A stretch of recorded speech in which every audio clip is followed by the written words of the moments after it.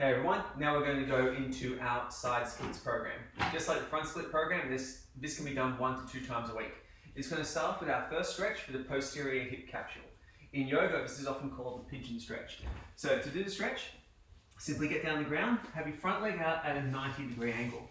From there, you want to have your back leg come back straight. So I'm going to get lifted up, rotate through, and drop down. If you're very, very tight, it's going to be very hard to do. The end goal is to have that knee all the way down. Bring that leg back just a touch and drop down now. And then you can work on bringing that forward a little bit more in terms of the torso lean. It's quite an intense stretch for most people. From here, we're going to go into a stretch for the piriformis. The piriformis is one of the muscles of the glute.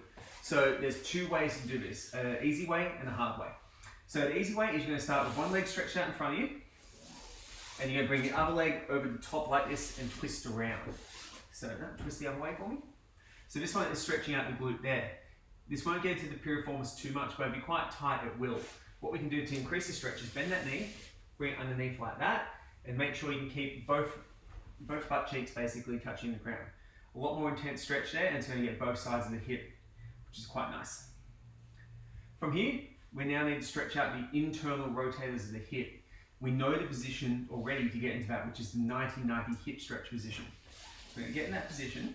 And what we're going to do, instead of leaning forward over the front leg, we're going to twist and face the back leg. And then we're going to try and just lean back like this, just get the hand behind to support. You may feel this a little bit stretch in the back, but a lot of people, if you tighten the internal rotators, will feel it here and around the hip.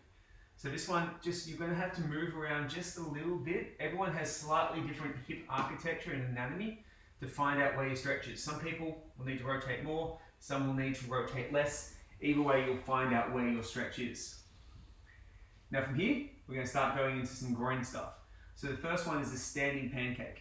So we're going to stand up, take a wide stance. Not too wide in this because we're trying to build up some strength. From here, hands out, and we're going to lean forward, keeping an arch in our lower back. Can we feel a stretch, stretch, stretch, stretch? If that's all good there, then we can reach towards our ankles to support ourselves, or towards the ground, trying to force an arch in your lower back. Keep the knees locked out by pushing back, squeezing your quads. This is going to give a really good stretch for the groin muscles and the hamstrings. From here, now we're going to go into the short adductors. And we're going to do that with the frog stance exercise. So for the frog stance, this is one where you're going to do kneeling on the ground. And you're going to take both legs out as far as you can. The legs behind go flat, so hands on the ground. Your feet will go out, twist out here a little bit. And this one we're going to hold for 2 minutes. With the frog stretch, what you want to do is think of actively pushing your knees out, sliding them out from the floor. What that's going to do here is increase the stretch through the groin. After 2 minutes of holding this, we're then going to go into frog rock. So what a frog rock is we're gently going to shift back as far as we can. It's not going to be too far. And then forward as far as we can. This stretch is going to go for 90 seconds. And what we want to make sure we do in this one is we don't want to have any grinding in the hip. It wants to be quite a slow motion through there. We're just building control through that range of motion. Now, once we've done the frog rocks, we now want to go into some strengthening work. So we're going to go into what's called a straddle leg lift. This is similar to the pike leg lift in the front split program, but we're going to have our legs in the straddle position. This is a really challenging exercise.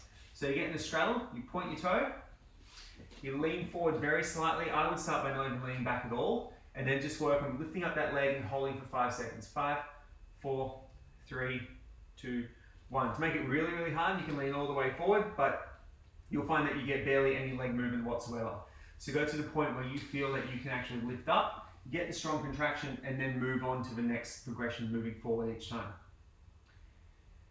Now from here, we're going to go into some more active work. So we're going to go into a Jefferson curl. So for the straddle Jefferson curl, the only difference between straddle and the normal Jefferson curl is the width of the stance. Straddle Jefferson curl, if you've got a step, probably going to go the length of the step. Make sure you keep your feet facing out, try not to fall over. And now what we're going to do is roll the head down, reach down, keeping the legs locked out. We're going to try and reach down towards the ground in front of us. If you've got weights, perfect time to use weights. If not, push into the ground actively. 5, 4, 3, 2, 1, and come up. So that one's pretty simple. We're not going to have to go through it too many times. The next one after that is the weighted Tailor's pose. So other people call it the Indian groin stretch. So you're going to sit down on the ground with your feet together. So this one's feet together. This one's really quite tough. So you're going to sit in this position here, and what you want to think of doing is actively creating the range of motion. So Kristen's going to push down with my hands for 5, 4, 3, 2, 1, and relax. And you're going to push down again. You can also hold weights, if you've got some light dumbbells, on your legs like this to help create some extra resistance. For that one, you're going to do 5 sets of 5 reps. Now after this, we've got the 3 hardest exercises of the program: the horse stance, the isometric side split, and the isometric pancake. So the horse stance is to start to condition the groin muscles for the demands of a side split. So what you're going to do is get into a wider squat stance, your feet pointing straight as head as possible. From here, you're going to squat down, pushing your hips back, push your knees out, and try and keep the torso vertical. Your goal is to go even lower than this, push lower, lower, lower, push the knees out, and get your thighs parallel with the ground. The goal for this one is to hold it for 2 minutes. If you can get to the point where you can hold that for 2 minutes straight with your thighs below the ground, you're ready to do a side split. Okay? It's a very challenging exercise. Once you've done that, shake your legs out. Then we go into the isometric side split.